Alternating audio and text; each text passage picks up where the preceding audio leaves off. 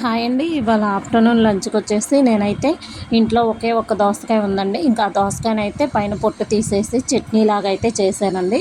అలాగే ఫ్రిడ్జ్లో ఒక 4-5 క్యారెట్లు ఉంటే వాటిని శుభ్రంగా పైన పొట్టు తీసేసి క్లీన్ చేసి క్యారెట్ ఫ్రై కూడా చేశానండి.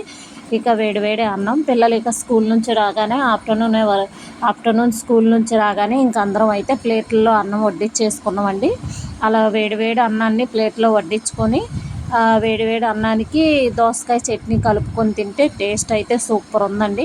అలాగే క్యారెట్ ఫ్రై కూడా బాగా కుదిరిందండి. టేస్ట్ అయితే బాగా వచ్చింది. అసలు ఏదైనా సరే మనం టైం లేదనుకుని హడావుడిగా చేసేటప్పుడే కర్రీస్ అన్నీ మటుకి సూపర్ వస్తాయండి. ఇంకా అలా అయితే మేమందరం కలిసి కూర్చొని తిన్నాము. టేస్ట్ అయితే రెండు కూడా సూపర్ ఉన్నాయండి. మీకు కూడా నచ్చుతుంది. ఒకసారి ట్రై చేసి చూడండి. ఈ వీడియో కనుక నచ్చితే లైక్ చేసి షేర్ చేసి అలాగే సబ్స్క్రైబ్ చేసుకోవటం మర్చిపోవద్దండి. ఒక చిన్న లైక్ కూడా ఇవ్వండి. ఓకే, బాయ్ అండి.